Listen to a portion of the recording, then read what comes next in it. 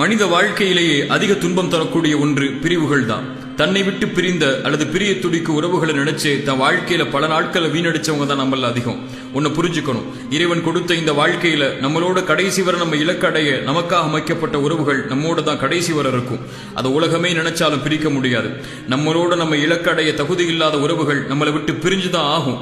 உலகமே நம்மளோட தக்க வைக்காத நினைச்சாலும் தக்க வைக்க முடியாது.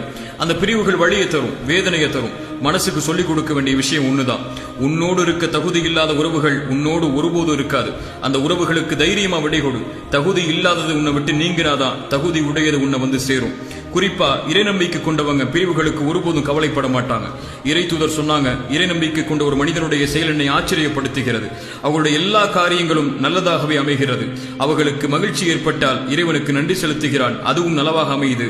அவனுக்கு சிரமம் ஏற்பட்டால் பொறுமை காக்கிறான், அதுவும் நலவாக அமையுதுன்னு சொல்லி பிரிவுகள் வேதனையை தந்தா பொறுமையாயிருங்க. நம்மளோட நமக்காக அமைக்கப்பட்ட உறவுகள் நம்மளோட கடைசி வரை இருக்குங்கிற நம்பிக்கையோட